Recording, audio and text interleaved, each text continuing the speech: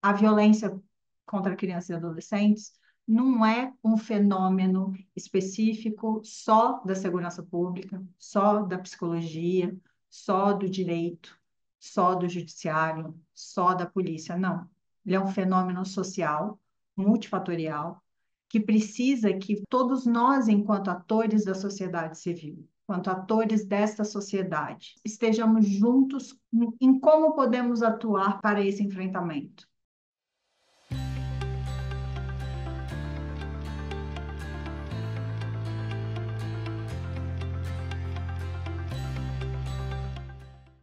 Nesse complexo de fatores, o Núcleo de Estudos da Violência, com a sua longa trajetória na pesquisa, na proposição de direitos humanos, na atuação pelos direitos humanos e também na proteção dos direitos da criança e do adolescente, vem nesse espaço de multiplicador do conhecimento.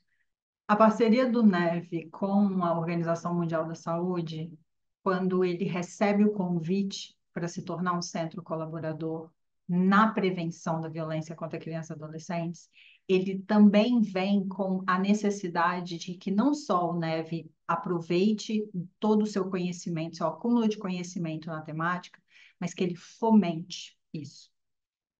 E na função de fomentador do debate e da expansão desse debate para além da academia, a necessidade de percorrer outros espaços e outros territórios com outras linguagens, com outras abordagens, para que o conhecimento atingisse outras pessoas. Várias ocorrências de violência contra crianças e adolescentes no norte, ao longo de 2023, 2024, noticiadas pela mídia, e da procura muito mais de especialistas de outras regiões para comentar sobre isso, trouxe a necessidade de enaltecer a quantidade de profissionais que estão na região norte, sejam na academia, sejam nas organizações da sociedade civil, sejam em outros equipamentos de proteção da criança e do adolescente, que trabalham com a temática, pesquisam a temática e fazem trabalhos incríveis, mas que muitas vezes não têm a oportunidade de ter o seu trabalho publicizado, divulgado em outras mídias que não sejam as locais. A gente vai começar pelo Pará, pela Universidade Federal do Pará, e vários pesquisadores da área da psicologia e também uma organização da sociedade civil que atuam e pesquisam sobre violência sexual contra crianças e adolescentes. Mas a gente também vai passar pela Defensoria Pública do Estado do Acre, pela Universidade Federal de Roraima, passaremos pelo Amazonas e também passaremos pelo Amapá. A maioria dos profissionais são da psicologia, mas também terão pessoas da assistência social e do direito. A Amazônia Legal está no foco internacional há algum tempo, em especial porque em 2025 vai acontecer a COP30 em Belém. E diversas organizações da sociedade civil, seja academia, seja outras instituições do sistema de garantias de direito da criança e do adolescente, têm sido protagonistas na promoção e proteção dos direitos da criança e do adolescente. Então, nesses próximos episódios, a gente tem a oportunidade de conhecer pesquisas baseadas em evidência, qualitativa e quantitativa, mas também projetos baseados em evidência nessa promoção do direito da criança e do adolescente na sua proteção.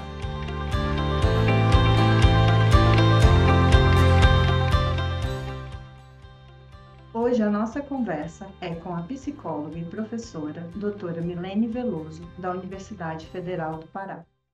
Quero iniciar, então, agradecendo ao convite do NEV, né, do Núcleo de Estudos de Violência da USP, na pessoa da Lila, né, posso chamar de Lila, né, e agradecer muito esse convite para a gente estar aqui. Sei que ela tem conversado com outras pessoas do nosso grupo de pesquisa, então, hoje estou aqui para compartilhar, contribuir um pouquinho com esse debate, e eu vou trazer algumas questões relacionadas à minha experiência e à minha trajetória de estudos, em relação à violência contra crianças e adolescentes, e o que a gente tem acompanhado aqui em termos de indicadores, e principalmente o que esses indicadores, enquanto dispositivos também de estratégias de enfrentamento dessa violência contra a criança, o que que a gente tem conseguido analisar e o que que concretamente a gente também pode sugerir em termos não só de maneiras de olhar o fenômeno, como a gente pode analisar esse fenômeno, mas também ferramentas que nós temos desenvolvido aqui no nosso grupo de pesquisa, é, ferramentas que eu acho que são importantes também como disseminadoras de informação e um conjunto de ações que a gente vem fazendo junto com a pesquisa, que de alguma forma podem contribuir para amenizar ou mitigar nessas questões relacionadas à violência, especialmente aqui no caso a violência contra crianças e adolescentes, tá? Bom, eu acho que é legal iniciar também dizendo da onde eu vim, da onde eu estou falando, da onde eu estou localizada, né?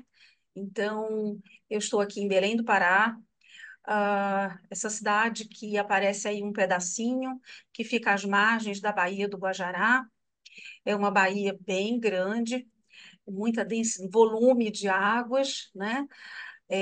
Que é formada por vários rios, dentre eles o Rio Guamá, que eu vou mostrar um pouquinho mais à frente, que é onde fica a nossa Universidade Federal do Pará, tá? Então, a título de informação, mesmo para que quem está aí, enfim, que vai ouvir ou que está nos ouvindo, né? Não sei se a Lila conhece aqui também, eu achei interessante ilustrar, né? Falar um pouquinho da onde a gente está. Então, na verdade, esse país é enorme, o Pará por si só também é gigante, né? E eu estou em Belém, que é essa. Eu botei aqui, tem uma imagem aqui. Belém é formada por uma parte continental e por várias ilhas no seu entorno, né, que formam também essa região insular. Então, por si só, não só o Pará, mas Belém, especificamente, que é onde a gente concentra o maior número de estudos que, né, a gente vem desenvolvendo, é, é uma população muito diversa, nós temos, então, características muito específicas que, ao longo, né, do desenvolvimento dessa região, trazem uma, uma riqueza de situações, enfim, e também de conflitos e problemas, e que, portanto, são muito desafiadoras até para a gente pensar em estratégias de enfrentamento de qualquer tipo de problema, de fenômenos que a gente enfrenta aqui nessa região. Em relação à distância, em relação a práticas culturais, em relação a várias dimensões que envolvem. E uma coisa que eu acho que é interessante falar é que a gente também é, tem um contexto muito urbano, mas também de outras comunidades ribeirinhas, enfim, nós temos aqui, então, um contexto muito diverso de modelos de organização social, de grupos sociais, então, isso também forma esse universo que nós estamos inseridos aqui nessa região. Aí, aqui também, a título de ilustração, eu trouxe para vocês darem uma olhadinha no conhecido mercado Ver-o-Peso, que também fica às margens, portanto, aqui dos rios, uma outra parte de Belém, e também um pouquinho do que eu acho que todo mundo fala e gosta bastante, que é parte da vida nossa aqui, né, dos nossos costumes, o açaí, né? Então, está aqui o açaí que vocês conhecem aí, ele é bem diferente do que a gente utiliza aqui, da forma como a gente utiliza. Ele vem das regiões das ilhas, chegam nesses barquinhos no Ver-o-Peso, e eles são comercializados muito nessa área, né? Nessa área do Ver-o-Peso, mas não só aí, mas nessa área. E vem nessas cestas, enfim, só para vocês também conhecerem um bocadinho, né, do lugar da onde eu estou falando. E a minha universidade, falo com muita alegria, com muita honra. Ela fica também às beiras do rio, não é? À beira do rio Guamá, e são esse conjunto de prédios aqui, que fica bem na beira do rio, essa parte mais arborizada aqui, é a cidade universitária, e aqui que eu desenvolvo o meu trabalho junto com a equipe, né, que trabalhamos juntas, eu, professora Lídia Cavalcante, professora Daniela Reis, as bolsistas, que são inúmeras. Então, nós temos um grupo muito, muito grande, né, de pessoas que nos ajudam, que contribuem com essa formação aqui. Ah, e também, falando um pouquinho também, eu acho que é interessante para vocês entenderem por que que eu resolvi estudar a violência contra a criança. Eu acho que é importante a gente entender um pouco da nossa própria trajetória, né? Então, quando eu inicio a minha trajetória acadêmica, ou pelo menos inicio minha atividade profissional, eu inicio atuando em ONGs aqui no município de Belém, especialmente ONGs que acolhiam mulheres em situação de violência e também ONGs que atuavam no sentido da proteção de crianças também. E aí, essa minha atuação nessa área, e depois, concomitante a isso, eu passei num concurso na Universidade Federal do Pará, desde 1994, atuo na UFPA, e iniciei a minha vida profissional também num hospital universitário, onde eu atendia mulheres e crianças e adolescentes vítimas de violência, né? Então, eu já venho fazendo um percurso de acompanhamento, é, né, não só de pesquisa, mas também de atividade de extensão. Desenvolvimos projetos de extensão acompanhando esses grupos, projetos de extensão que tinham um cunho psicoeducativo. Então, atendíamos adolescentes vítimas de violência, especialmente de violência sexual, né? E aí, depois, também, em função dessa experiência, eu enveredei muito pela área da saúde pública. Então, eu fiz mestrado em saúde pública, posteriormente o doutorado no Núcleo de Teoria e Pesquisa do Comportamento, e atualmente eu tenho, junto com um grupo de estudos sobre autores de violência, que é o GEAV, e também na Clínica de Atenção à Violência, que é a clínica que é coordenada por uma professora do direito, a professora Luana Tomás, nós desenvolvemos lá também um lugar de acolhimento para diversas situações de violência, que vão desde a violência contra a mulher, crianças e adolescentes, pessoas idosas, população LGBTQIAP+, uh, enfim, e aí atendemos também a comunidade universitária, né? Então, porque, infelizmente, a universidade está num contexto que também acontecem violências, né? Infelizmente, temos situações de violência contra estudantes, enfim. Então, a clínica também faz esse trabalho. E também faço parte, junto com a Luana, do Núcleo de Estudos Interdisciplinares sobre a Violência na Amazônia. E eu fiz questão de falar um pouquinho sobre isso, para que também as pessoas conheçam um pouco do que a universidade está desenvolvendo, o que aqui a UFPA desenvolve em termos de estudos e núcleos, né, centros de pesquisa, uh, serviços que a universidade oferece. Então, eu achei importante comentar isso. Em relação ao que eu trouxe para a gente conversar hoje, que faz parte mais do trabalho que eu estou desenvolvendo hoje, tá? Ou pelo menos de uns anos para cá, né? Eu trouxe alguns elementos que eu acho que são importantes, que são questões introdutórias e questões conceituais, que vão ser importantes para a gente compreender uma série de questões que eu quero compartilhar com vocês. Primeira coisa que é central aqui é que todo o nosso trabalho ele se assenta é, em algumas discussões teóricas. Primeiro, a discussão sobre gênero é muito importante.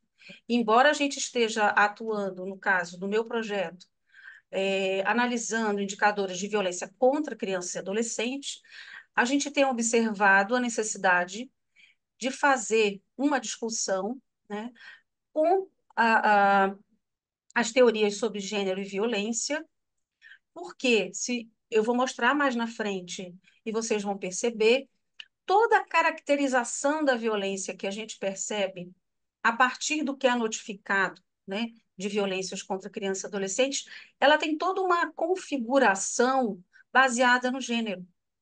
Então, ou são mais meninas que sofrem violência sexual, né?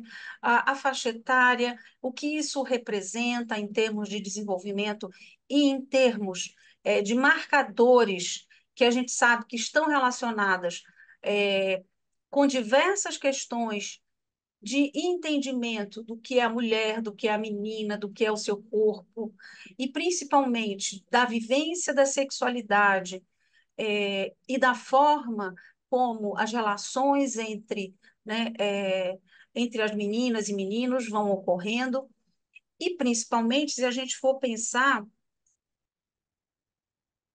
em questões relacionadas também à violência intrafamiliar.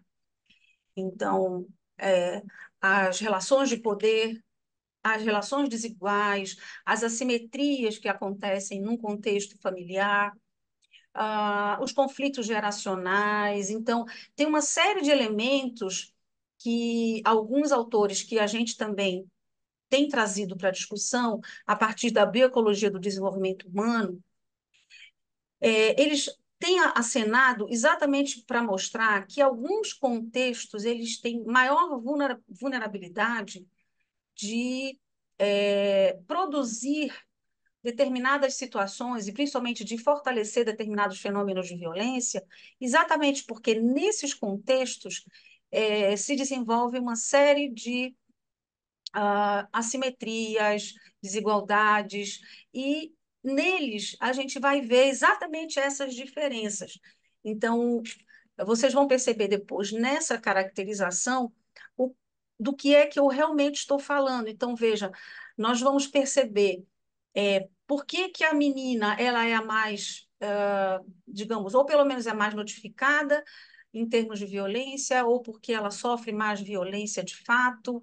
Enfim, tem toda uma discussão importante a ser feita no campo, né, da discussão sobre gênero, e no nosso caso, dentro da psicologia, também estamos fazendo a discussão sobre contextos de desenvolvimento e o que esses contextos de desenvolvimento eles afetam, né, no desenvolvimento dessa pessoa, dessa criança, dessa adolescente, né? E um outro contexto importante que a gente tem trabalhado são as políticas públicas. E, no caso aqui, as políticas públicas de saúde, porque, no caso do meu projeto, eu tenho acompanhado desde 2015 a questão das notificações de violência, que é um sistema, né, dentro do SUS, é um sistema monitorado pelo Ministério da Saúde, que é importante para dar exatamente para a gente ter visibilidade das situações de violência que estão sendo identificadas nas unidades de saúde ou em qualquer unidade ou subunidade do próprio Sistema Único de Saúde, ou mesmo de outras áreas, né? Mas, enfim, era um pouco isso que eu queria demarcar aqui, nessa parte mais introdutória, que possa nos ajudar a entender como a gente foi construindo, tá, a produção desse material e desses processos de análise. Uma outra coisa importantíssima que a gente tem observado, tem acompanhado, e que eu acho que são tópicos assim, muito sensíveis e importantes para a gente trazer para a conversa, é que, embora não seja aqui o nosso objetivo, mas é importante que a gente parta de algumas definições sobre o que é violência, quais são os principais tipos de violência, né? O que, que é realmente que é considerado violência contra crianças e adolescentes, e vou chamar mais a atenção da violência sexual, até porque isso é um indicador bem importante aqui na nossa caracterização da violência no estado do Pará.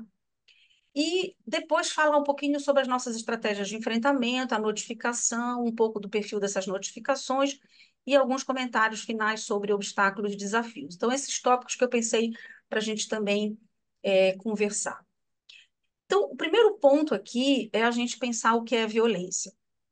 E acho que das poucas coisas que eu tenho observado ao longo da minha experiência, que tem nos ajudado bastante, que desde e 2002, né, a Organização Mundial de Saúde, quando ela decreta a questão da saúde, da violência como um problema de saúde pública, mundial, inclusive, desculpa, eu esqueci de desligar esse telefone.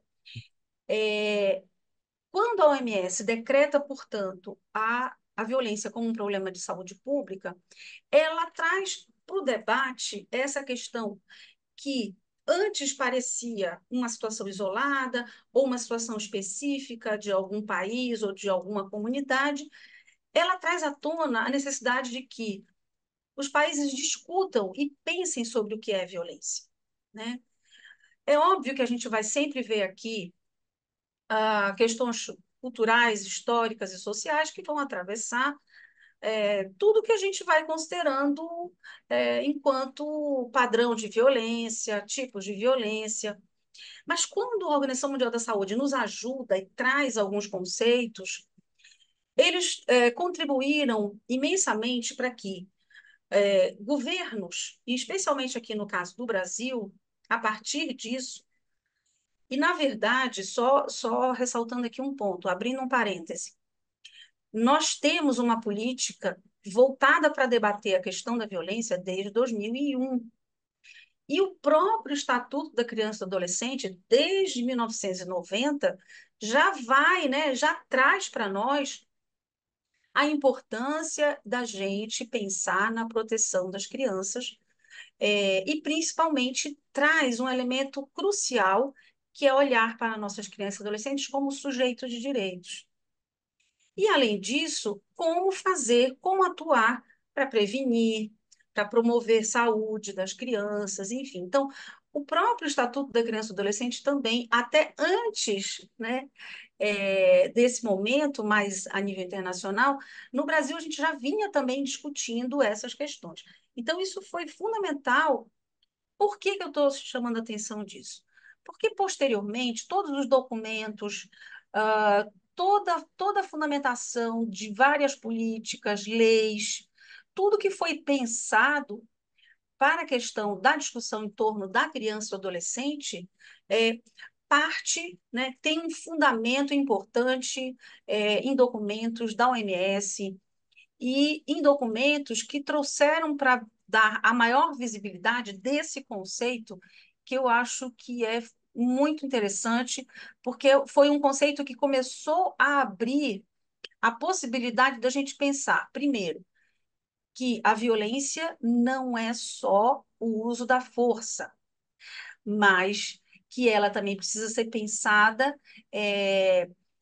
na condição de causar lesão, morte, dano psíquico, e mais, ela traz para a discussão que violência também engloba a própria violência que pode ser cometida da pessoa contra ela mesma.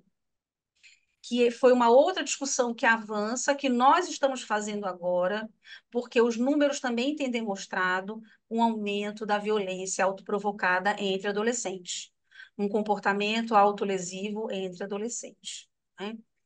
Então, veja bem, essa definição traz que essa violência, portanto, nós temos a violência autoprovocada, a violência interpessoal e a violência coletiva. Então, ela traz para a discussão essas três dimensões que nos abrem a possibilidade de pensar que nessa violência autoprovocada nós temos tentativa de suicídio e próprio suicídio, a questão da violência interpessoal, né? A gente precisa pensar na violência intrafamiliar, que eu já até estava mencionando, e que envolve crianças e adolescentes, violência entre parceiros íntimos e de pessoas idosas, né? Ou qualquer outro tipo de violência que aconteça no ambiente intrafamiliar ou no ambiente doméstico. A violência comunitária, que é muito importante, vocês vão ver que a gente encontra bastante elementos dessa violência comunitária também nos indicadores de violência contra crianças e adolescentes, e nós vamos ver mais na frente quando quem são os principais autores de violência contra a criança, né? Então, ou são pessoas da família ou são conhecidos. Então, veja o quanto é importante a gente começar. Parece um conceito simples, mas ele vai trazendo para a gente a dimensão dessa articulação do fenômeno, né? E, principalmente, ele também traz um elemento para a gente pensar na violência coletiva, né? O quanto a violência, do ponto de vista político, do ponto de vista social, do ponto de vista econômico, quais os impactos também dessa violência, até nos processos relacionados à violência interpessoal e violência autoprovocada. Então, essas violências estão, de alguma forma, interrelacionadas e elas precisam, apesar de estarem colocadas aqui de forma separada, elas estão aqui apenas do ponto de vista de organização, de sistematização, para a gente poder apresentá-las. Mas, na realidade, elas não acontecem assim. Elas acontecem de maneira multideterminada, elas acontecem sempre de maneira sobreposta, né? Então, queria iniciar para a gente trazer essa discussão sobre o que é violência, né? Então, para que depois a gente possa ir aprofundando nas tipologias. Porque, no caso de violência contra crianças e adolescentes, é muito importante que a gente identifique a violência psicológica, a violência física, né, o trabalho infantil, a violência sexual, negligência e maus tratos de um modo geral. E aqui, fazendo uma ressalva, e até marquei aqui de outra cor, também na violência institucional, porque mais recentemente, em 2017, com a implementação da Lei da Escuta Protegida, né, a Lei 13.431, trouxe para a gente também repensar um conceito fundamental que é a violência institucional. E por que isso foi pensado? Né? Exatamente porque, infelizmente, na rede de serviços, acontece o que eu acho que nós já ouvimos falar demais, numa palavrinha que é bem delicada, chamada revitimização, né? Então, a revitimização é exatamente quando essa criança que já sofreu violência em casa, ou sofreu violência em qualquer contexto, ela chega para ser atendida e há todo o empecilho, também sofre maus tratos nesse acolhimento dentro de uma unidade de saúde ou dentro de qualquer órgão da rede de proteção, né? Então, foi necessário, infelizmente, apesar de lá em 1990 o Estatuto já definir o que é que faz parte da rede de proteção, o que precisa ser feito para as crianças serem acolhidas, protegidas e acompanhadas, mas em 2017 essa lei trouxe novamente à baila a discussão para que a gente repense quais são as nossas responsabilidades e a necessidade de não revitimização das crianças e adolescentes. Eu não preciso nem comentar, mas vou reforçar que, infelizmente, essa lei também não está sendo cumprida como deveria. Alguns municípios conseguiram avançar na estruturação do protocolo para acolhimento das vítimas de violência, vítimas ou testemunhas de violência, né?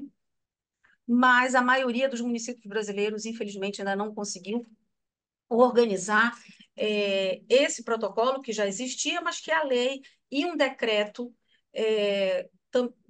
no ano seguinte também que tenta regulamentar todo esse procedimento.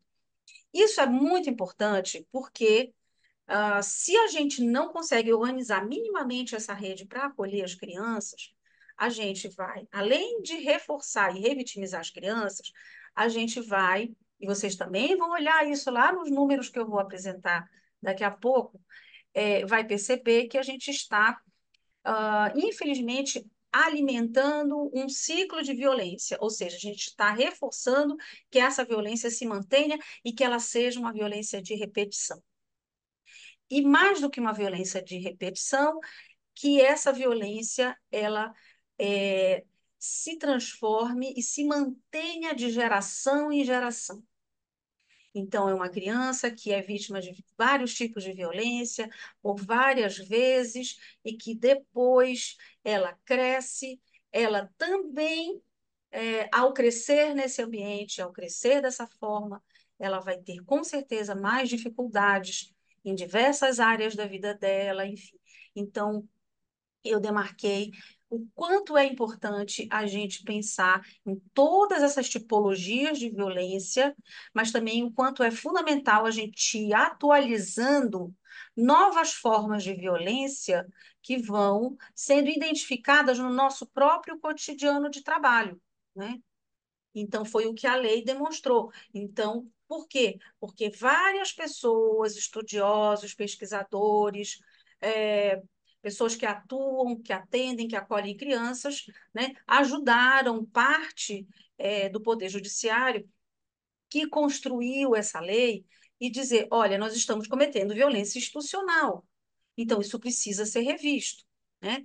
Então, eu acho que é interessante esse conceito para a gente também perceber o quanto esses elementos precisam ser colocados em visibilidade, né? A gente precisa observar o que os nossos serviços estão produzindo ou reproduzindo, ok?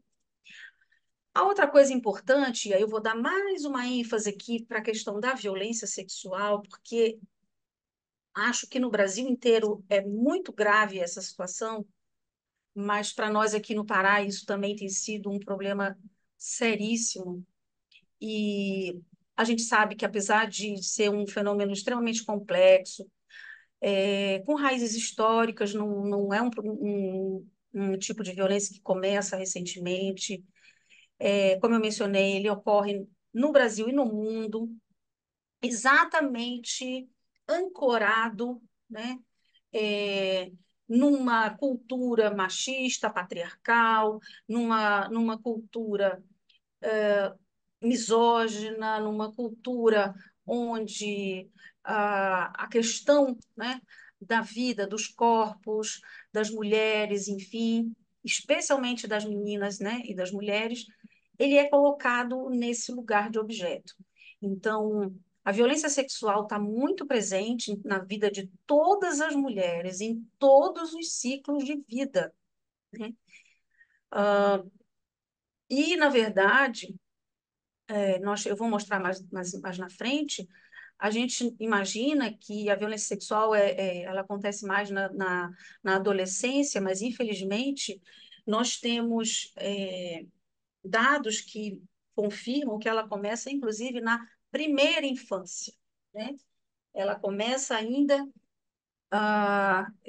tem casos, infelizmente, casos em meninas, em bebês. Então, nós temos um leque, vamos dizer assim, um, um, uma série de casos, né, que acontece, que mostram para a gente que essa questão da violência sexual é uma das questões mais importantes de serem enfrentadas no Brasil, né? De mais difícil, inclusive, enfrentamento, né? A gente pode conseguir discutir sobre violência física, que de certa forma, tá presente no contexto doméstico, no que a gente chama de educação, né? No que a gente chama de disciplina. Então, mas a violência sexual, ela vai perpassar toda a organização, toda a relação da família, que vai desde a relação marital, né, da relação conjugal, melhor dizendo, até as relações entre é, pais e filhos, né? Mães e filhos. Então, nós temos aí muita dificuldade de tratar sobre sexualidade. Há muita dificuldade, seja na escola, seja na família, ponto de vista, enfim, mais amplo mesmo. Nós temos muita dificuldade de discutir essa questão. Então, talvez por isso a violência sexual seja dos tipos de violência mais difíceis da gente enfrentar. E o que mais me preocupa também é porque talvez a gente não perceba, né? Porque esse fenômeno, ele é um fenômeno que é um fenômeno escondido, ele é um fenômeno que muitos autores têm trazido para a gente a discussão sobre o silêncio, né? O quanto há uma lei do silêncio nesses casos, a família esconde porque tem medo, ou, enfim, a criança às vezes não reconhece que está sofrendo essa violência. A menina às vezes vai descobrir que está sofrendo essa violência quando ela começa a conviver com outras amiguinhas e amiguinhos na escola. Então, é, esse silêncio ele pode perdurar muito tempo. E a condição da descoberta, da revelação, também é outra condição muito delicada. Por quê? Porque quando a menina revela para alguém, o que que ela espera? Ela espera ser acolhida, ela espera que aquela situação não aconteça mais, mas, ao mesmo tempo, ela tem alguma noção, dependendo da idade, do impacto disso que pode acontecer com os pais dela, do que pode acontecer com ela a partir dessa revelação. Então, quando a gente está falando desse fenômeno da violência sexual, nós estamos falando de um repertório de situações, de temores, ah, de dificuldades que vão desde da questão da menina, da pessoa que sofreu violência sexual, é, reconhecer e ter coragem de mencionar, né? Até os desdobramentos, ou seja, né, depois da revelação, o que, que vai acontecer. E eu tenho acompanhado, já são anos acompanhando diversas situações, então é muito difícil. Não foi à toa que essa lei que eu mencionei antes, a 13.434, ela também definiu duas coisas importantes, que foi na escuta protegida, o depoimento especial e a escuta especializada, né? Também na tentativa, né, de pensar a redução de danos e minimizar, né, muito sofrimento e a revitimização especialmente, né? Mas, a- apesar de os serviços ainda estão com muita dificuldade de organizar essa, essas modalidades de escuta, e a gente sabe que os impactos disso são muito danosos para a vida das meninas e dos meninos, embora seja muito diferenciado em relação às consequências, né? Então, a gente sabe que tem consequências na vida das crianças que sofrem violência, e aqui eu estou falando mais da violência sexual, né? A curto, médio e longo prazo. Então, a curto prazo, a gente pode observar várias situações na vida da criança, principalmente quem está mais próximo da criança, pode observar que ela começa a ter dificuldade na escola, não quer ir para a escola, ela começa a ter uma certa rejeição a algumas figuras, especialmente figuras adultas, ela, o rendimento escolar também, né, vai ser afetado. E mesmo a curto prazo, porque a gente coloca curto, médio prazo, mas às vezes essas coisas não acontecem exatamente nessa ordem, mas ela pode apresentar transtornos alimentares, do sono. A própria erotização precoce é muito mencionada, né?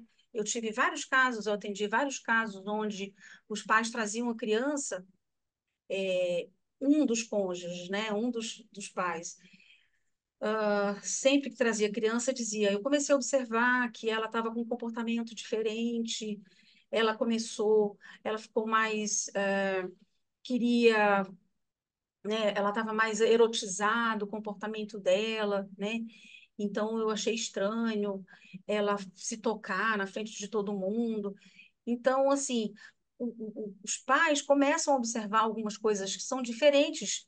Então, o adulto ele tem condição de observar a criança se ele convive, se ele tem esse cuidado, né?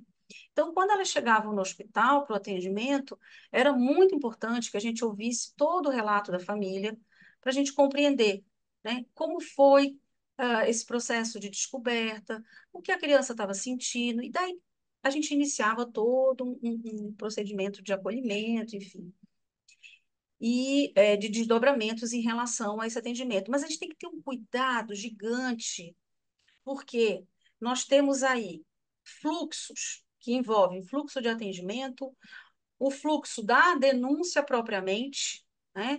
Porque a criança vai ter que ser acompanhada pelo conselho tutelar. Depois, aqui nós temos um serviço já há vários anos o governo do estado organizou um serviço que foi muito importante, uma reivindicação antiga de todos os movimentos sociais aqui, que foi bem legal, e nós conseguimos, em 2005, implantar aqui na Santa Casa um atendimento integrado. Então, nós temos num único espaço o atendimento da delegacia especializada, médico, psicossocial, pericial, então, o serviço social e o atendimento em saúde, né? E também a Santa Casa é o serviço de referência para o abortamento legal.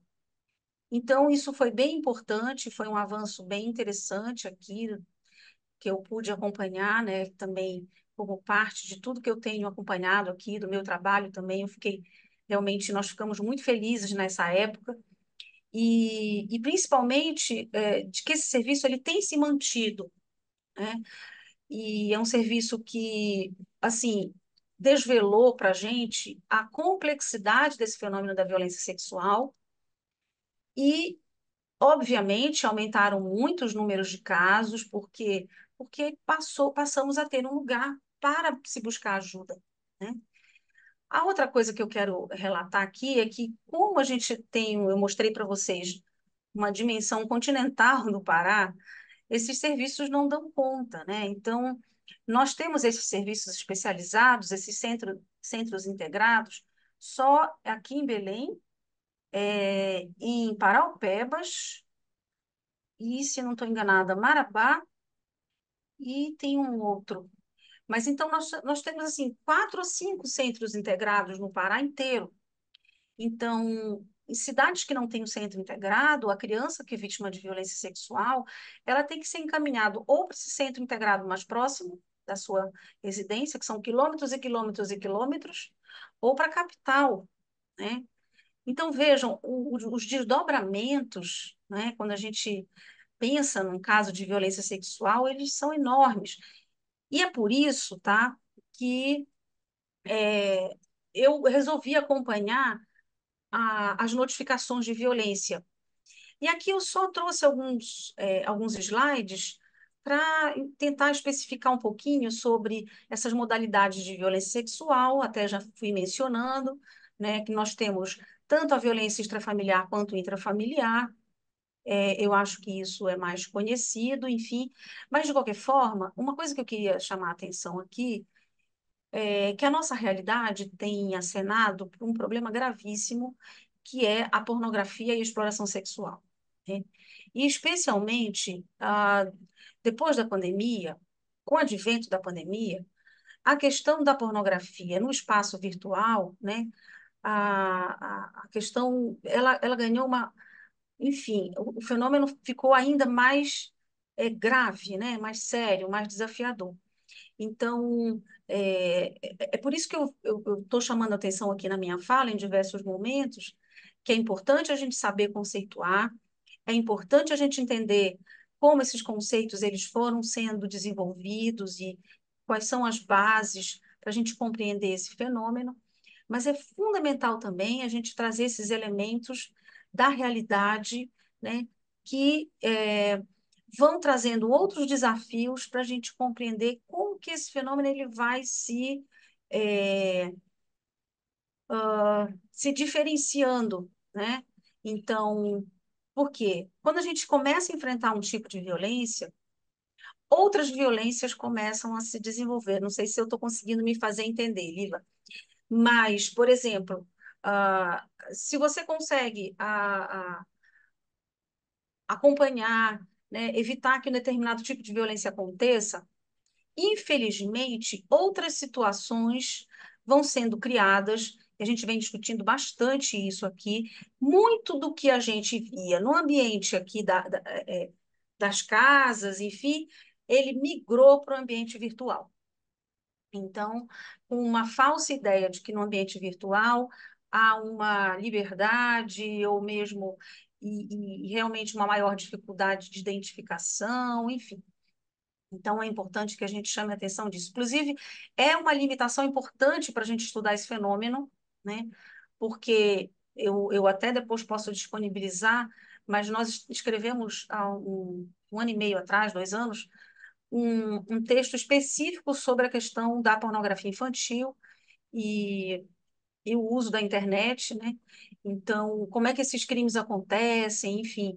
E o que que a gente vai poder fazer? Porque em várias situações onde eu participei desse debate, eu ouvi do Ministério Público, de pessoas que estão investigando isso, o quanto é difícil fazer esse enfrentamento, porque são redes de exploração e mais, né? Eles armazenam esses conteúdos na Deep Web, então, em espaços que nem a própria polícia e mesmo o Ministério Público conseguem, às vezes, né, fazer esse monitoramento.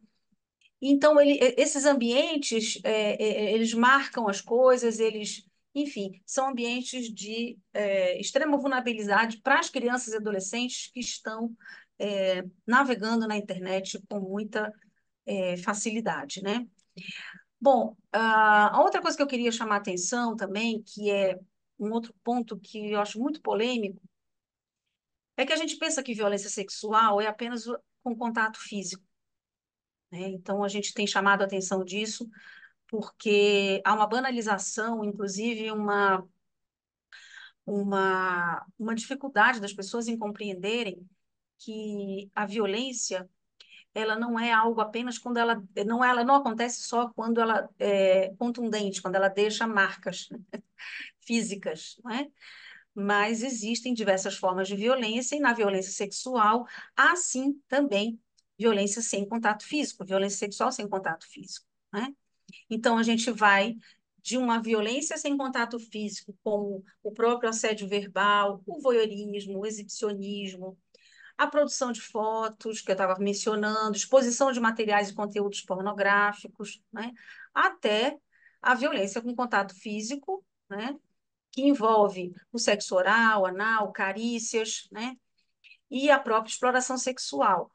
E a violência também, né, do estupro, também da brutalização até o assassinato. Então, a gente tem aqui, né, um enorme cenário de difícil identificação, porque, às vezes, são situações de assédio que se iniciam onde exatamente é feito para que a pessoa, a criança, principalmente a criança, não perceba aquilo como violência, né? Então, é por isso que os profissionais de saúde, da educação, nossa, nas formações eles falam muito isso para mim. Professor, a gente tem muito medo de notificar, porque a gente não tem certeza, a gente não tem prova, é a fala da criança, ou então a criança pode estar imaginando, a criança pode estar, né, fantasiando, e aí há sempre muito medo dos adultos, dos profissionais, porque eles esquecem que não precisa provar, não precisa comprovar, basta a suspeita, e mesmo a notificação, ela é feita para que a gente possa, a partir dali daquele sinal de alerta, fazer o devido acompanhamento.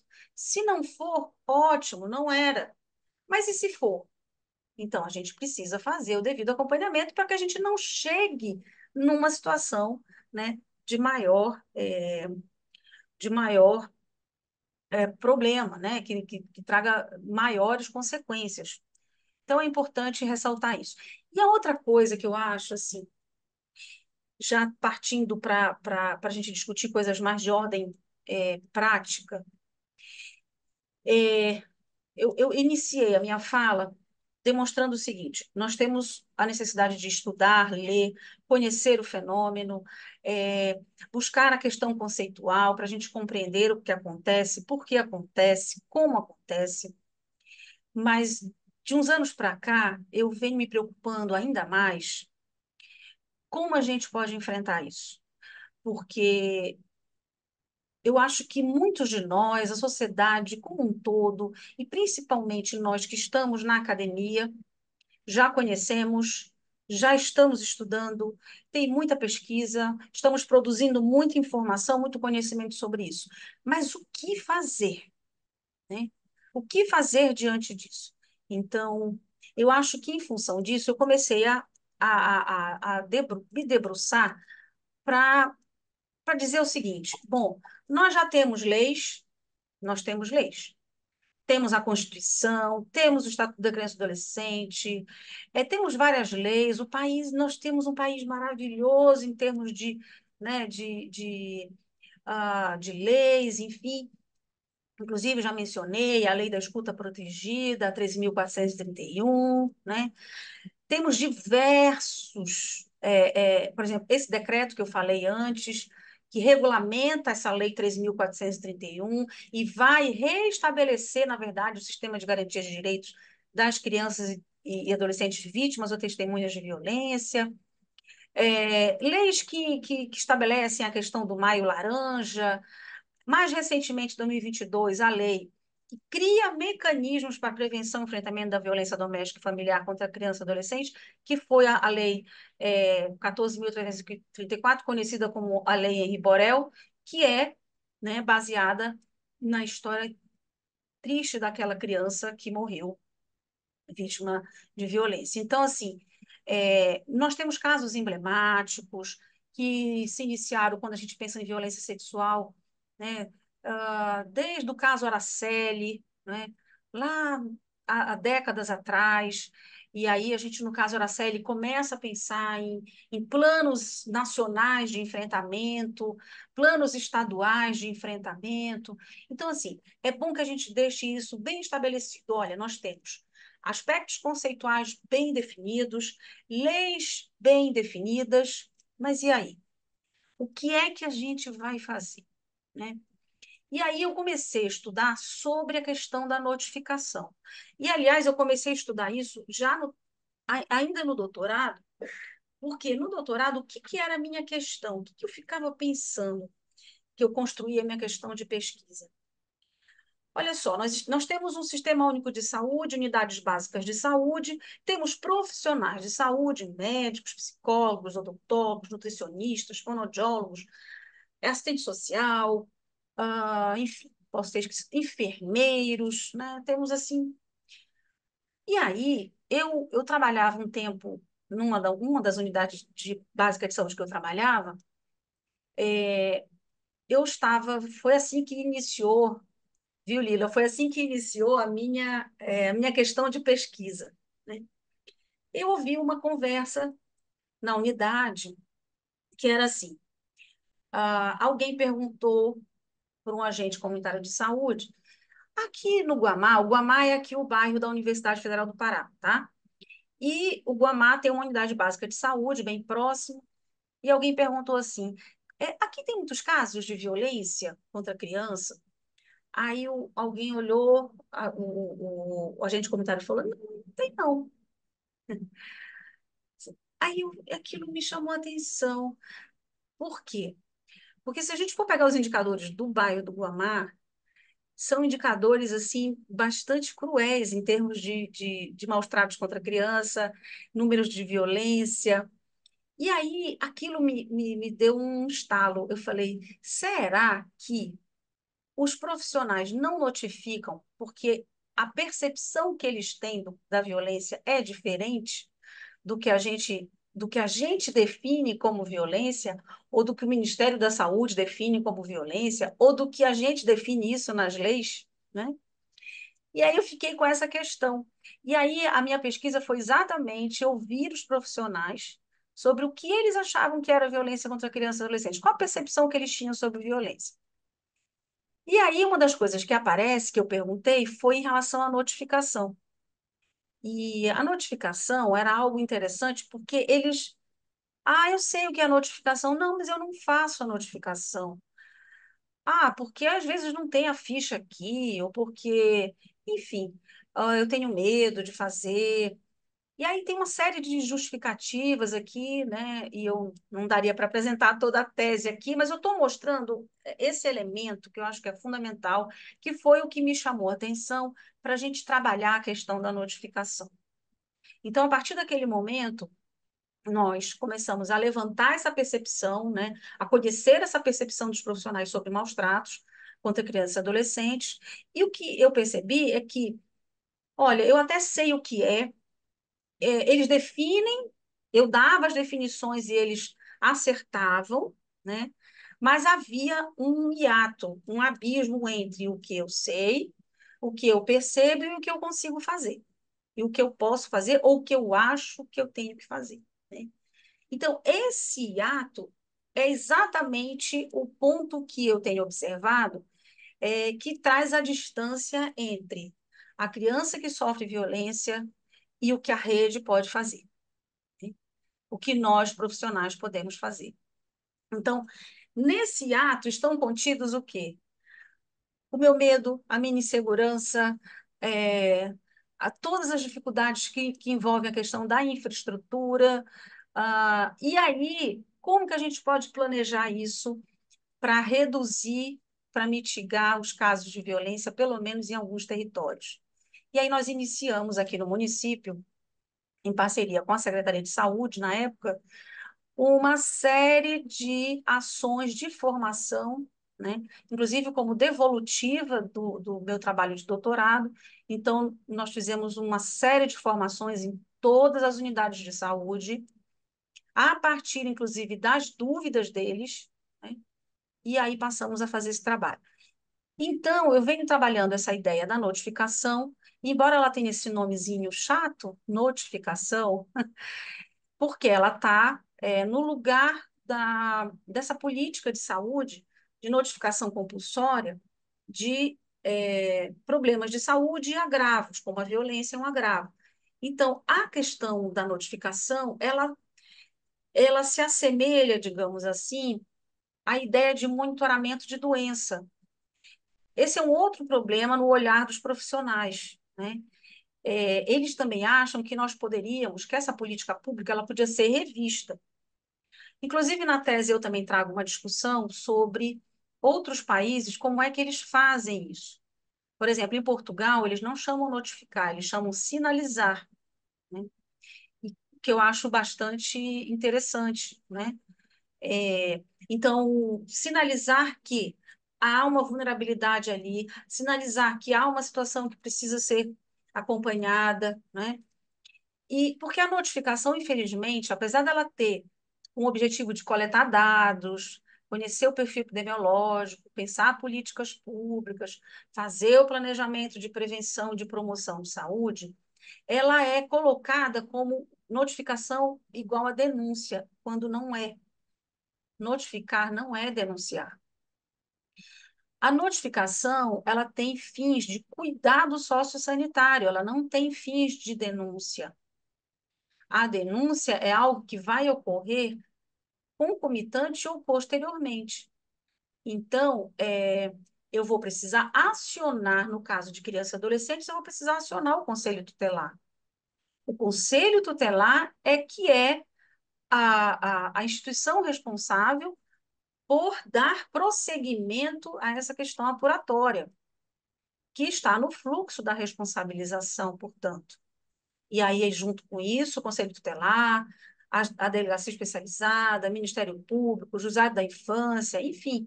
Então, esse é um outro fluxo que as pessoas confundem.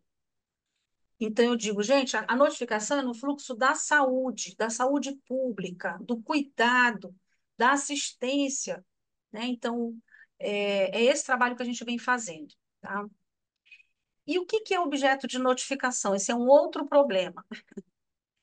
Então, a política define, né, a portaria define que é objeto de notificação casos suspeitos ou confirmados de violência contra homens e mulheres em todos os ciclos de vida, quando for violência doméstica intrafamiliar, violência sexual, a violência autoprovocada, tráfico de pessoas, trabalho escravo, trabalho infantil, a intervenção legal e a tortura.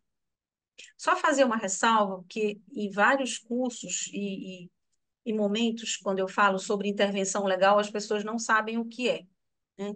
Intervenção legal é a violência cometida por um agente público. Então, pode ser um policial, pode ser um funcionário público. Então, é qualquer tipo de violência cometida por um agente público. E aí, então, quando forem violências, a violência doméstica e familiar, a violência sexual, ou todas essas violências aqui, todos esses casos são de notificação compulsória, obrigatória. tá? Quando for violência extrafamiliar, não acontecer no âmbito intrafamiliar, quando for crianças e adolescentes, mulheres, pessoas idosas, né? Violência por motivação homo, lésbico e transfóbica, violência contra indígenas e pessoas com deficiência também são de notificação compulsória, tá?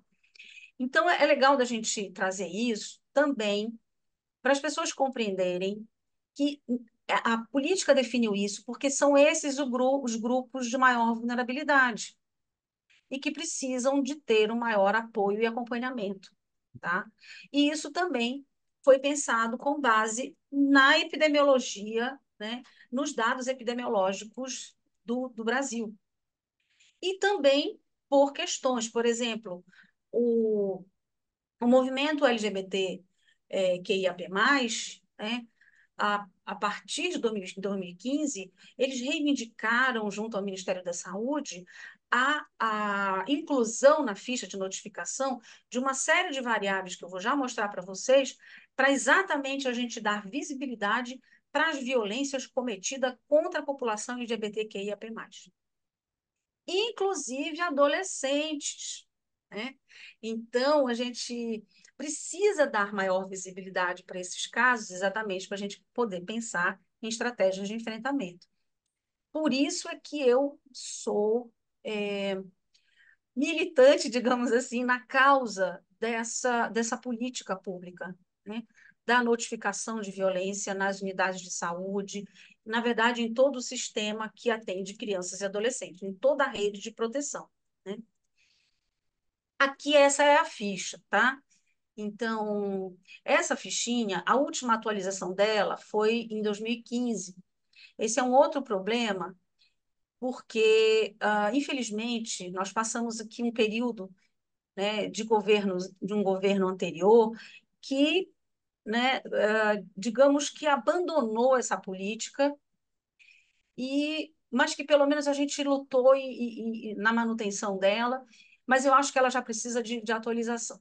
Mas, de qualquer forma, nós temos aqui, essa é a ficha, tá? Ela tem que estar disponível em todas as unidades de saúde, em todos os níveis de atenção, primária, secundária, terciária. Ela é de notificação compulsória, e aqui, inclusive, ela já traz no seu cabeçalho a definição de caso. Caso suspeito ou confirmado de violência doméstica, intrafamiliar, sexual, autoprovocada, tráfico de pessoas, trabalho escravo, trabalho infantil, tortura, intervenção legal e violências homofóbicas contra mulheres e homens em todas as idades. No caso de violência extrafamiliar comunitária, como eu mencionei, somente serão objetos de notificação as violências contra crianças e adolescentes, mulheres, pessoas idosas, pessoas com deficiência, indígenas e população LGBT. Bom, a ficha começa com todas as informações sobre dados gerais, a notificação individual, com o nome do paciente, idade, sexo, se a pessoa, se a menina ou a mulher, enfim, está gestante, raça, cor. Raça, cor é uma variável de preenchimento obrigatório, município de residência, onde, né, onde a pessoa reside. E era o que eu mencionava, a ficha a partir de 2015 incluiu o nome social. Então, uma coisa legal, porque a gente também está dando visibilidade, né, para essa pauta. E, inclusive, aqui também foi incluído orientação sexual, identidade de gênero, tá? Que também não tinha na ficha antes de 2015. E outras informações que são muito importantes, como dados de ocorrência, o município onde ocorreu, o local da ocorrência, se ocorreu outras vezes, se essa lesão é uma lesão autoprovocada ou não. A outra coisa que também foi inclusa na ficha a partir de 2015 é a motivação da violência.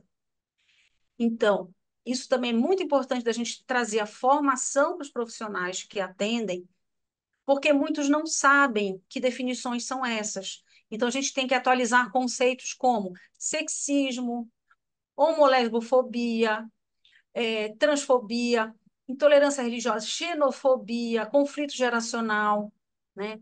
Enfim, então, a variável 55 ela foi muito importante para a gente também melhorar um pouquinho né, o nosso entendimento de qual foi a motivação daquela violência contra aquela pessoa.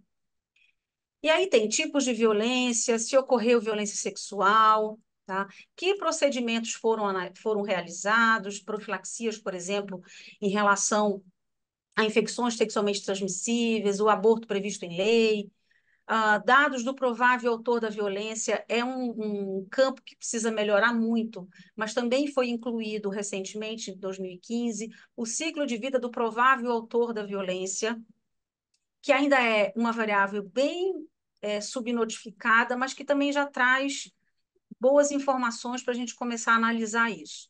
Então, número de envolvidos, o vínculo parentesco com a pessoa atendida, sexo do provável autor, se há suspeita de uso de álcool ou não, e todos os encaminhamentos que foram realizados. E uma outra coisa que eu acho também muito importante de ressaltar é que na ficha nós temos um espaço para informações adicionais que são cruciais para quem faz, para nós que fazemos pesquisa e também para as informações pro próprio Departamento de Vigilância e Saúde, né? Então, às vezes a gente está com dúvida para entender um caso e a gente vai ler nas observações adicionais e aí a gente consegue entender o que foi que ocorreu, o profissional consegue resumir minimamente aqui para nós a história do caso da violência. Bom, aí, falando de alguns indicadores, né, que a gente tem se assustado bastante, e, por exemplo, eu vou começar com os indicadores nacionais, até para a gente perceber que o Pará, infelizmente, vai, né, é, tem as mesmas características, essa violência ela não é muito diferente, apesar da gente ter que considerar questões regionais, mas né, nesse painel de situações de violência, infelizmente, são bem semelhantes. Mas só para chamar a atenção aqui, aproveitar esse espaço para a gente discutir isso, né? Só agora em 2024 foram registradas 11 mil denúncias relacionadas à violência sexual, né? A gente está falando de crianças e adolescentes. E 320 crianças e adolescentes sofrem situações de exploração sexual a cada 24 horas, segundo esse painel dos dados da Ouvidoria Nacional de Direitos Humanos. Então, é bem assustador isso, principalmente nos últimos meses. Acho que todos têm acompanhado um, um grupo de pessoas assim que tem lutado, né, para a gente retroceder numa série de avanços aí que nós já temos em relação a essa política. Então, é muito importante a gente conhecer esses dados para a gente poder avançar noutra direção. E aí eu trouxe para a gente começar a conversar também, conversar mais um pouco, sobre a violência sexual na primeira infância, tá? Esse foi um trabalho que a gente publicou e queria mostrar para vocês como é que isso a gente conseguiu caracterizar. Por que que a gente se interessou por isso? Né? Foi um trabalho que eu orientei junto com o professor Fernando Pontes, no mestrado de segurança, no programa de pós-graduação em segurança pública, que nós temos aqui na UFPA. E nesse período que ela estudou, que é a Jocilene Vanzele, ela fez um lindo trabalho, assim, muito organizado, nós analisamos os dados de 2009 a 2019 só de casos de violência contra criança e adolescente, e no caso, depois ela analisou só da primeira infância. Aqui, inicialmente, nós temos, nesse período, 41.060 casos de violência contra criança e adolescente no Estado, nesse período. Sendo que 11.183 de adolescentes e 9.000 eram meninas e 1.841 eram meninos, né? Então, a prevalência aqui a gente já sabe, é mais de meninas do que meninos.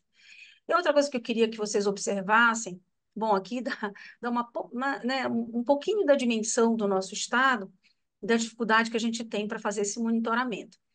No ranking dos municípios que mais notificaram, porque eu queria também fazer essa ressalva, aqui são os municípios que mais notificaram, mas é preciso analisar se é onde ocorre mais violência, né?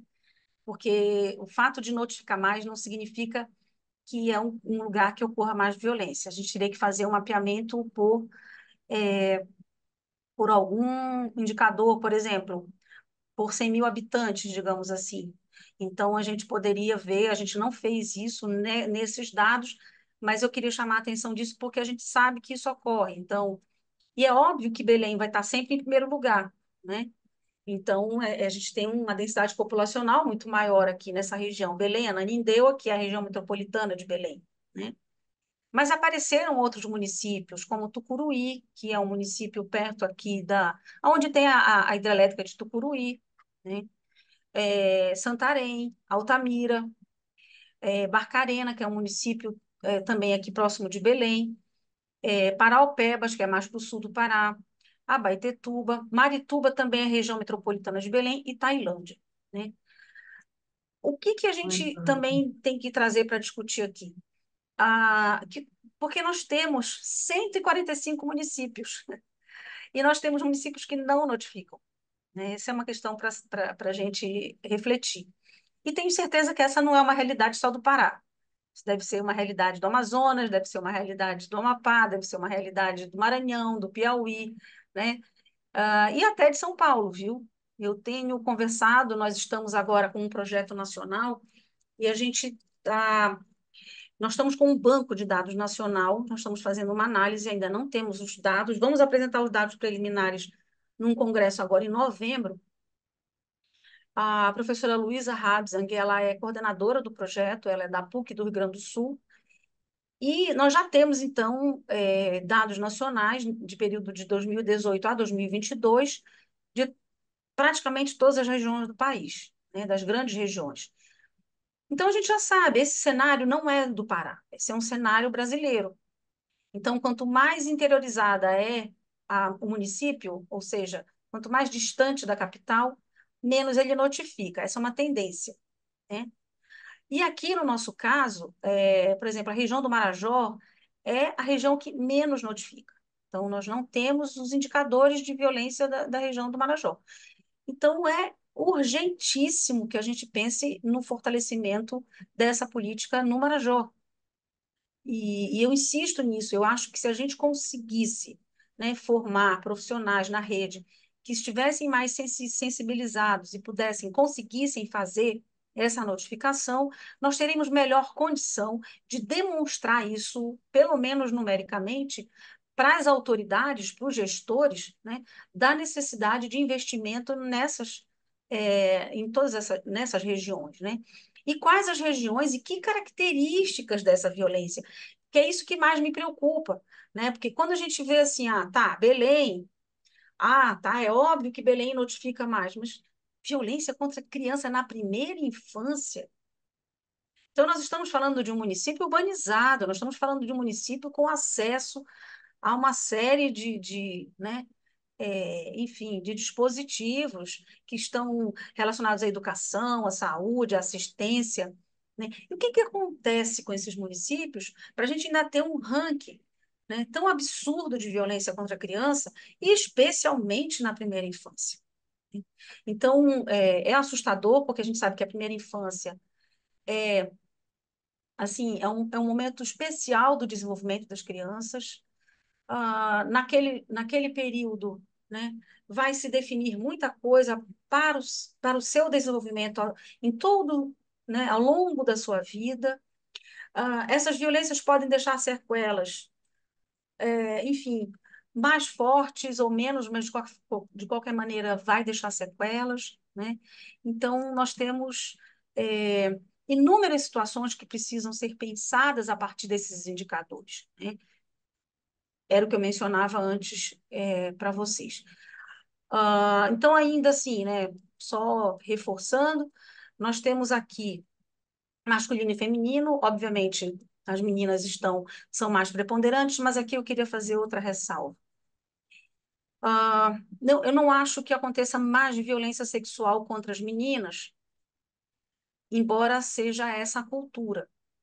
Acontece que os meninos, e acontece violência sexual contra os meninos ainda mais jovem do que as meninas, os meninos eles sofrem violência sexual de 6 a 9 anos, nessa fase, né? Inclusive, em alguns estudos que a gente está fazendo, comparando a questão de sexo e faixa etária, é, os meninos, inclusive, às vezes passam um pouquinho o número de casos de meninos nessa faixa etária do que em relação às meninas. Então, me parece que há aqui uma dificuldade óbvia dos meninos em revelar isso, que também está atrelada com essa questão da masculinidade, do modelo de masculinidade e de preconceito, enfim, de medo, né? Então, o menino, em relação à revelação do abuso sexual, os meninos demoram muito mais do que as meninas, né? Às vezes é na fase adulta que o menino tem coragem de buscar ajuda, né? Enfim. Então, até porque essa lógica de que o menino ele tem que ser forte, ele pode até pensar que foi um ritual de passagem, né? Alguma coisa visto dessa forma. Então, é difícil a gente pensar e achar que é uma coisa simples, dizer, ah, as meninas sofrem mais violência. Sim, numericamente a gente sabe que sim, né? Mas é importante que a gente também traga e fale mais também sobre a violência sexual contra os meninos.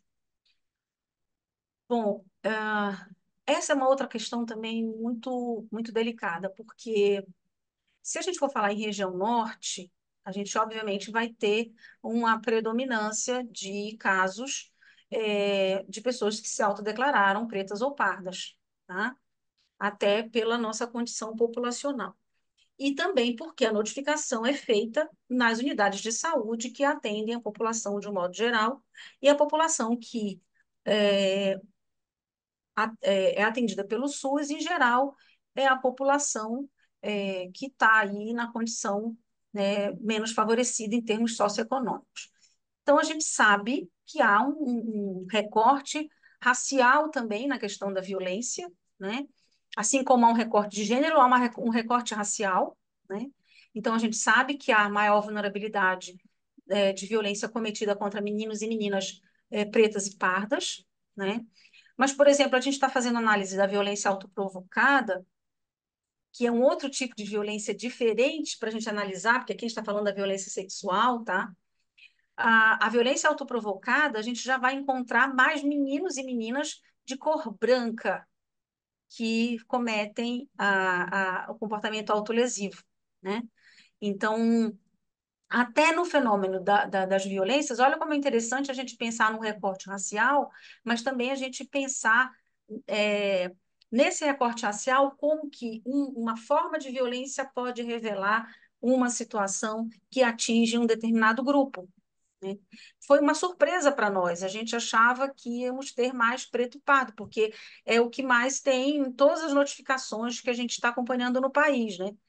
Mas na violência autoprovocada me chamou a atenção isso, né? Aqui na violência sexual, portanto, o recorte racial é esse, e, sim, sem sombra de dúvida, né, a residência é o local onde, infelizmente, ocorrem as violências contra as crianças,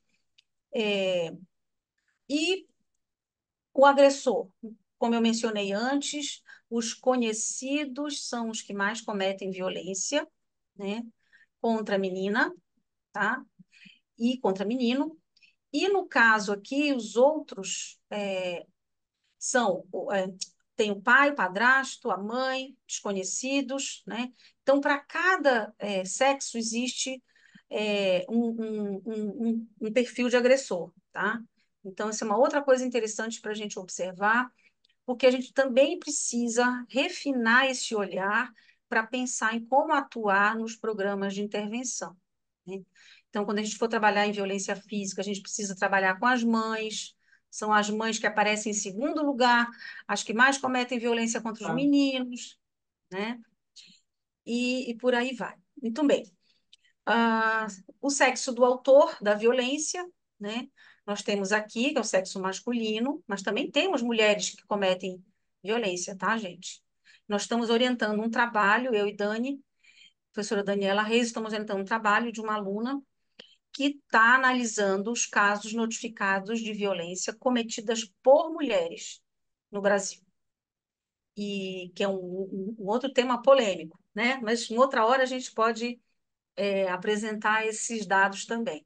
Mas é importante a gente, obviamente, o recorte de gênero é forte aqui, tem mais homens que são autores de violência, né? E aí é isso, né? A realidade epidemiológica no Pará, ela é muito grave, e nós temos agora, nesse outro recorte que nós estamos fazendo, que eu falei para vocês, da pesquisa nacional, e eu peguei aqui os dados só do Pará, de 2018 a 2022, já são 47.605 mil notificações. Estou falando de 2022, até 2022. Continua o sexo feminino e a faixa etária, obviamente, nós temos quase 46% dos casos de violência contra criança e adolescente, de 0 a 18 anos. Né? E continua um grande número de casos de violência sexual e nos chama atenção, nessa região que a gente vive, né, apenas, quando eu digo que são, não é que não são importantes, mas nesse universo quantitativo, nós temos apenas 276 casos notificados de exploração sexual. Né? E aí eu queria falar um pouquinho sobre isso. Esses casos, eu também comentei no início o quanto a questão da exploração sexual e de alguns tipos de violência, especialmente a pornografia infantil, e a exploração sexual está nesse universo de situações que migraram para o espaço virtual, né? Portanto, a identificação está extremamente difícil. Né? Agora, nesses casos, eu vou adiantar um pouquinho aqui, eu queria falar das informações adicionais, sabe?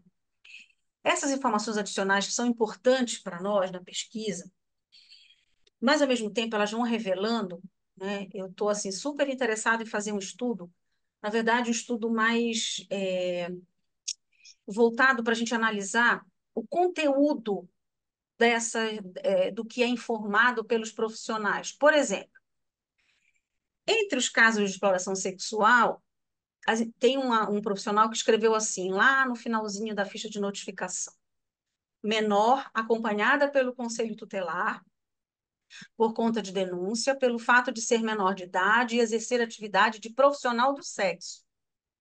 Não comprovado o ato de agressão, mantendo relação consensual, entendido como tipo de exploração sexual.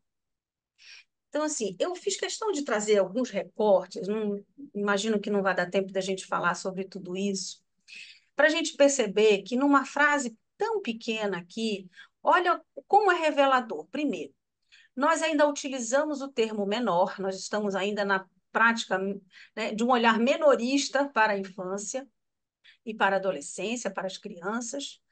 A gente tem aqui uma, eu diria, um julgamento da pessoa que fez, né? Porque ela diz, primeiro que adolescente não é profissional de sexo, não é isso?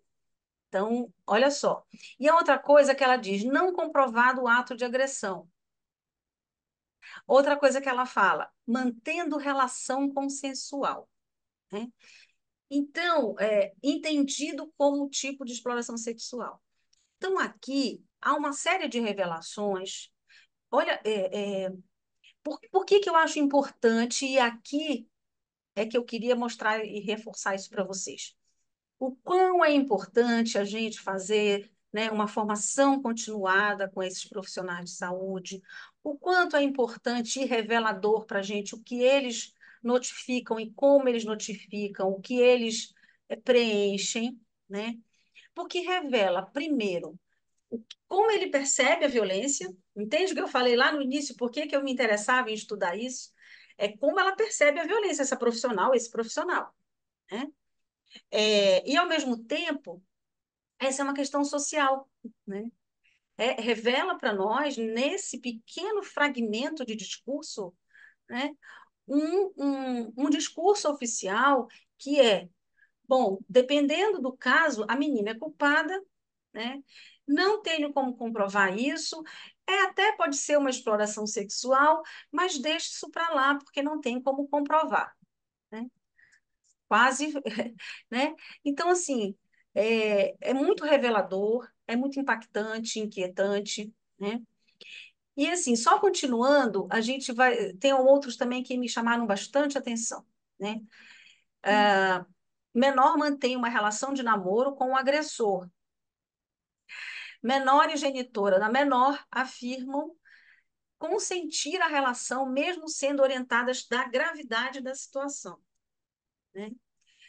Ah, a menor gestante profissional do sexo. Mais alguém, né, dessa nossa rede que acredita que uma adolescente é profissional do sexo. Menor informa que é explorada sexualmente por seus pais, relata ser obrigada a conviver maritalmente com um conhecido. O agressor paga em dinheiro ou mercadoria aos seus pais.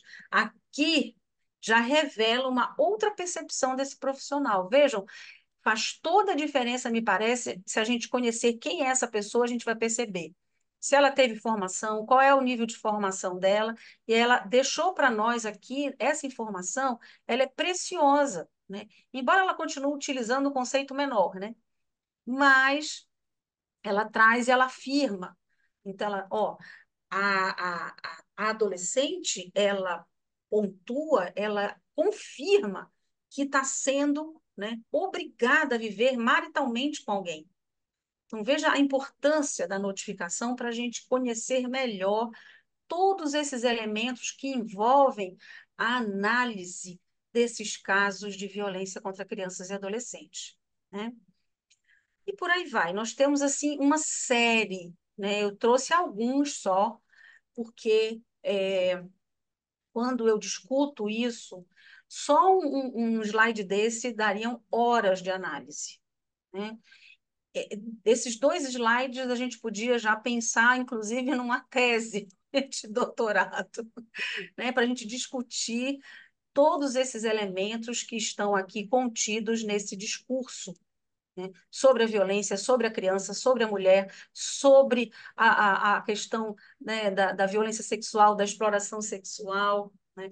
Tem um universo aqui imenso. Ou seja, né, nós temos enormes desafios. Nós temos aqui nesses dados que eu rapidamente apresentei para vocês, é, a violação de direitos humanos, ela é, né, assim, escancarada, digamos assim, ela está aqui demonstrada para nós. As notificações, apesar de serem subnotificadas, a gente consegue identificar, né, casos de abuso sexual, falta de apoio familiar e de rede de atendimento nos municípios, né, de políticas públicas que possam melhorar, né, essa condição. Só para vocês terem uma ideia, isso me preocupa bastante. Nós temos no Brasil apenas 290 estabelecimentos que oferecem, na verdade, desses 290, apenas 101 oferecem interrupção de gravidez em casos previstos em lei. Então, não é por acaso que nós vamos continuar com muitas adolescentes sendo forçadas a uma gravidez, né? Ah, colocando em risco a sua vida ainda mais, né? E a gente está diante de uma série de grupos antidireitos que se mobilizam para, né, diminuir, enfim, para prejudicar uma legislação que a gente demorou tanto para estabelecer de proteção às crianças, né? E, como eu mencionei assim rapidamente nesses fragmentos, né, a exploração sexual, infelizmente, se eu estou questionando aqui as políticas públicas relacionadas ao enfrentamento da violência contra a criança, no caso da exploração sexual, isso ainda é mais débil, ainda é mais omisso ainda, né? Então, o conluio estatal é ainda mais difícil, né? E também há, infelizmente, uma omissão também da sociedade em relação à discussão sobre exploração sexual. Até porque a gente sabe que envolve redes de exploração, envolve pessoas importantes, envolve, né, é, enfim, empresários, políticos, e na nossa região a violência em relação a isso ela é bastante preponderante, então as pessoas têm muito medo de lidar, de enfrentar isso, né? E a outra coisa que eu também queria reforçar, embora já tenha falado, da gente pensar na violência sexual em ambientes digitais, né? e principalmente nessa fragilidade que a gente tem de fazer ações de intervenção e prevenção, porque a gente não pode ainda, temos muita dificuldade de falar sobre isso nas escolas, temos tido dificuldade de falar sobre isso em várias ações no município, né? Isso não tem sido prioritário aqui no nosso município, e eu não tenho notícias de que isso tem sido prioritário em outros municípios, com exceção de dois municípios que eu conheço que estão fazendo um trabalho bem interessante. Por exemplo, o Paraupebas fez uma organização de um protocolo e eles organizaram o protocolo, eu estive presente com eles, nós trabalhamos na materialização desses protocolos para o acolhimento das crianças e em outros municípios que eu também conheço, mas assim, a grande maioria não está conseguindo fazer esse trabalho, né? E eu acho que o que eu quero deixar aqui, né, para assim, para que se pense nesses casos e que eu acho que é uma contribuição importante a partir de toda a vivência que eu tenho tido de acompanhamento dessa caracterização, da análise dessas notificações. Bom, primeiro que é fundamental que a gente busque a interdisciplinaridade na atenção à violência contra as crianças e adolescentes. Isso é fundamental. Não bastam só as leis, mas a gente precisa da ação, né, e dos grupos, que são grupos não só de juristas, enfim, mas de todas as pessoas que trabalham nesse fluxo da responsabilização. É muito importante a sensibilização dessas pessoas e desses grupos de estudo, desses grupos, né, todos que estão nessa área. Da parte, né, das ciências sociais, a gente precisa estudar mais essas estruturas sociais, como é que acontecem a violência sexual, os incestos, a gente precisa entender melhor como que isso, né, de alguma forma, vai determinando, principalmente até modelos, para a gente pensar em modelos de análise, e a própria psicologia, né, que precisa também pensar, né, nesses modos de subjetivação que vão acontecendo e que a gente precisa, portanto, sair desse modelo, né, que é um modelo muito voltado para o modelo individual para um modelo mais interativo, mais multicausal, né? Um modelo que possa nos trazer mais possibilidades de análise, mas também possibilidades de intervenção. Uma outra coisa que eu acho que tem sido exitosa, se a gente conseguisse fazer, é construir uma rede de proteção que pudesse dialogar mais assistência social e saúde, né? Outras instituições, o próprio Ministério Público e a sociedade civil. Então, sem essa articulação mínima, a gente não vai conseguir dar respostas mais contundentes, mais efetivas a este cenário que eu acabei de apresentar, né? Que é um cenário é, nacional, que é um cenário no Pará, mas eu tenho certeza que é um cenário que acontece também em diversas regiões do país, e nós precisamos, portanto, construir novamente, na verdade, é reconstruir, né? Reconstruir essa rede. Porque essas redes, elas às vezes têm prazo de validade, porque as redes são feitas de pessoas, né? Então, por mais institucionalidade que nós tenhamos, essas redes precisam ser novamente investidas, né, de formação, uma série de investimentos, então, e de articulações, né? E assim, para contribuir, a gente tem feito o quê? Que eu acho que a academia pode contribuir muito com esse trabalho, e o nosso grupo, para contribuir com esse trabalho, tem desenvolvido também, além das pesquisas que eu apresentei, uma delas, né, sobre a questão da notificação de violência contra crianças, a gente produz alguns materiais. Então, a gente produziu essa cartilha, que é uma cartilha, um material instrucional de orientações para profissionais de saúde, para fazer o acolhimento, acompanhamento e a notificação de violência contra crianças e adolescentes. A gente produziu vídeos, né? Então, a gente tem produzido vídeos, eu posso deixar depois disponível, tá? Para vocês acessarem.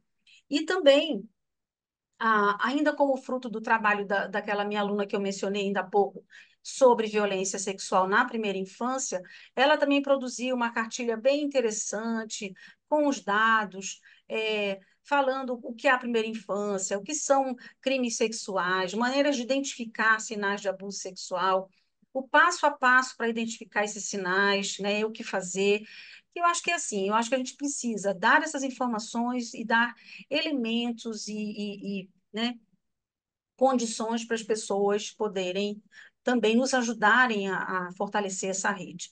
E aqui, para a gente ir terminando, eu gosto sempre de terminar com um sentimento de esperança. Então, apesar de todas essas mazelas que eu apresentei para vocês, eu quero dizer que tem muitas crianças em diversos contextos aqui na nossa região que são crianças que a gente, se a gente aposta nelas, se as políticas públicas alcançam essas crianças, né? Esse aqui é um ensaio fotográfico que foi organizado pelo pessoal da Educação no Campo aqui do município de Belém, né? E na Ilha do Cumbu, que é uma ilha que fica bem em frente aqui, e o Wenderson, que foi o que fez as fotos, eu sou apaixonada por esse ensaio fotográfico, demonstra bem a diversidade do nosso país, demonstra bem, né, o quão felizes as crianças podem ser se a gente as protege, se a gente cuida, se a gente, né, se a gente acompanha. Embora algumas pessoas podem olhar e dizer assim, ai meu Deus, as crianças estão nessa canoinha, né? E não é perigoso, não, é da vida delas, elas sabem como lidar com isso, os pais sabem, enfim. É óbvio que tem riscos, assim como tem riscos de viver dentro de casa no celular, né? Mas, enfim, eu até acho que tem mais riscos no celular do que na canoinha. Mas, enfim, eu queria finalizar, né, esse momento para depois a gente conversar um pouquinho com essas imagens e agradecer novamente ao convite de vocês e dizer que a gente precisa sonhar, mas a gente precisa agir. Eu sonho sempre com esses sorrisos, né? E sonho com esses sorrisos, e esses sorrisos, essas imagens é que me fortalecem a continuar estudando, intervindo, pensando e me dedicando ao trabalho com essas crianças e, enfim, com esses profissionais. E era um pouquinho isso, Lila, que eu queria compartilhar com vocês e espero ter contribuído aí com o trabalho do Neve também. E me coloco à disposição, está aqui meu e-mail. E se ainda tiver tempo, podemos conversar um pouco, tá? Professora, nós que agradecemos. Que aula! Muito obrigada pela sua disponibilidade de encontrar com a gente hoje e nos explicar tanto sobre a caracterização da violência, em especial a violência sexual contra crianças e adolescentes no Pará. Acho que é muito importante. Você trouxe diversos pontos essenciais para a gente pensar o enfrentamento. E essa parte final das fichas, né? Esse espaço onde o profissional que estiver preenchendo a ficha de Uhum, notificação pode adicionar comentários, revela o quanto a gente ainda precisa avançar na formação dos nossos cuidadores, né?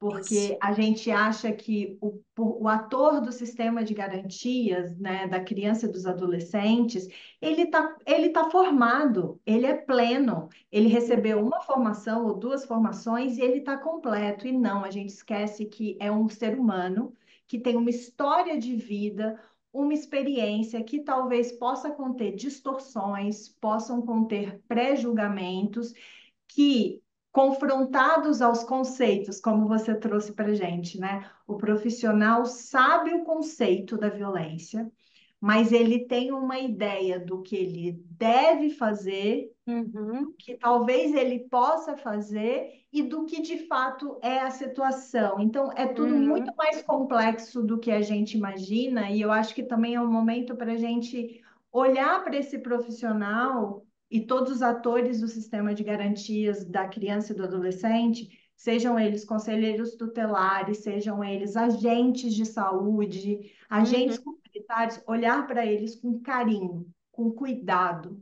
porque, como isso. você trouxe, você está há 30 anos, um pouco mais, Só estudando isso, atuando, e é bom lembrar, você, professora, não é que você está dentro da universidade lendo livro, você está atendendo, você está ensinando, você está trocando.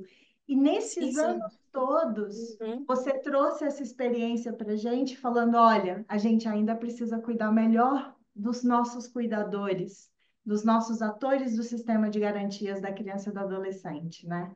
Então, uhum, muito obrigada. E aí, eu queria só puxar uma perguntinha, porque eu sei que a gente tem pouco tempo, a uhum. partir de uma fala da Grada Quilomba. Recentemente, ela numa entrevista, ela traz quais são as histórias que lembramos, quais são os corpos que esquecemos. Então, quando a gente vê uma menina grávida e diz que ela é profissional do sexo, que corpo a gente está esquecendo?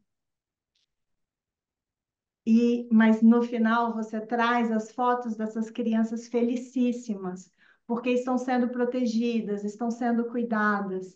Mas a gente também precisa lembrar dessas outras histórias dessa menina que está grávida, em situação de provável exploração sexual, e a história dela está sendo esquecida.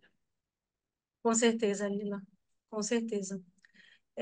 As histórias que nós trazemos, porque eu gosto sempre de falar que as notificações não são um papel, elas são vidas, elas são histórias de vida.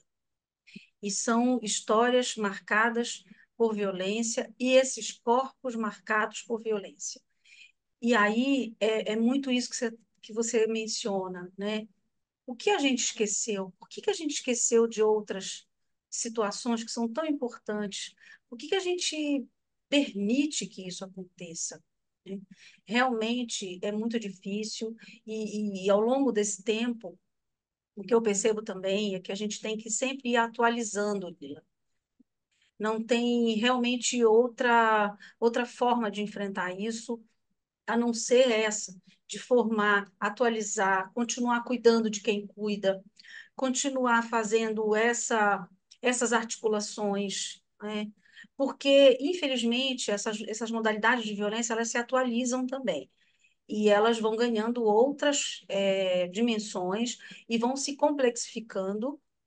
E nós também, para problemas complexos, não adianta a gente querer ter uma bala de prata. Isso não existe, né? Então, infelizmente, as pessoas têm a necessidade, enfim, acham que a gente, com uma formação, vai resolver, não vai. Então, tem que ser algo realmente muito continuado, muito acompanhado, assim como a gente acompanha a saúde das crianças, né? Então, a política pública vai ter que dar conta desse processo continuado. Agora, o que me preocupa muito é a gente pensar de que forma a universidade, eu acho que é isso que eu tento fazer, né? É pensar qual é a nossa missão, né? Então, acho que a missão da universidade, parte dela é essa: a gente formar, a gente compartilhar o que a gente produz, a gente poder contribuir com as políticas públicas. Então, eu tenho tentado fazer essa mediação, né? Porque me afeta muito saber dessas meninas, né? Que são vítimas de abuso sexual, que estão grávidas, que chegam, que não sabem o que vão fazer, enfim, que são revitimizadas em todos os serviços, às vezes, infelizmente, né? Não são todos, mas infelizmente ainda acontece. Então, mas eu quero dizer também que a gente avançou, sim. A gente avançou no debate, a gente avançou nas leis, a gente avançou em muita coisa. Mas a gente precisa fazer esse trabalho, né, de continuidade, a gente precisa fazer esse trabalho que é permanente. Não adianta a gente achar que vai acabar. Isso vai estar sempre aí, né? Está sempre em movimento essas situações, né? Mas eu acho que a gente precisa sensibilizar as pessoas e essa discussão que você está fazendo aqui é muito importante, porque também está dando visibilidade para as coisas que nós estamos discutindo aqui na região norte, sabe? Então, eu acho legal que a gente possa também mostrar que a gente pode falar sobre a gente, que a gente produz conhecimento sobre o que a gente vive aqui, que a gente também se articula a nível nacional e que a gente tem respostas para dar junto, né, com outros grupos de pesquisa que estão consolidados como o NEV, que há muitos anos está aí, né, e que a gente realmente precisa juntar forças, não é? Porque é dessa forma que a gente vai poder enfrentar essas situações tão complexas, tão difíceis, tão dolorosas, né? Então, ainda tem muita criança para a gente ajudar, ainda tem muita coisa para a gente fazer, mas eu acho que a gente já fez um bocado e a gente vai continuar fazendo. E pode contar comigo, né? Estamos por aqui, tá? Fico à disposição para a gente compartilhar o material também com vocês aí no Neve. Então, nós temos, como eu falei, os vídeos, as cartilhas, né, os artigos publicados, enfim, tudo que a gente tem tentado produzir para contribuir com isso, inclusive protocolos, né, alguns protocolos aqui para o município, para outros municípios, né, que eu acho que são importantes para ajudar também esse profissional. Aquela cartilhazinha que eu mostrei para você aqui no final, ela tem uma história muito, muito bonitinha, né? Eu vou contar rapidamente. A gente produziu essa cartilha no final do doutorado e a gente trabalha nessa cartilha até hoje e ela é tão bem aceita, né? Ela tem um formato em PDF e tem impressa. E um dia eu estava aí em São Paulo, em São Carlos, num evento do 18 de maio, e uma professora da Unesp, aí eu acho que é de Araraquara, acho que de Araraquara. Aí ela veio falar comigo, professora, que bom lhe conhecer. Eu uso a sua cartilha na formação dos meus profissionais aqui em Araraquara. Olha, mas eu fiquei tão feliz. E imagina se eu, né, eu não imaginar que aquele pedacinho de papel era tão importante, né, para essas pessoas. E ela já me convidou, falamos outro dia num evento online. Enfim, então, a gente às vezes não imagina o impacto de um trabalho que a gente faz e o quão importante isso pode ser na formação de futuros profissionais. Então, se a gente já consegue fazer isso, eu acho que eu já ganhei, né, o meu dia e, enfim, já valeu a pena a jornada, né? É isso, Lila. Muito obrigada também, tá? Nós Espero que ter. agradecemos, professora, o Núcleo de Estudos da Violência, enquanto centro colaborador da Organização Mundial da Saúde, também se coloca à disposição de vocês para a gente somar forças, porque é sobre isso, é sobre a gente somar forças e cuidar cada vez melhor das nossas crianças. É isso. Então, tá joia. Grande abraço para você.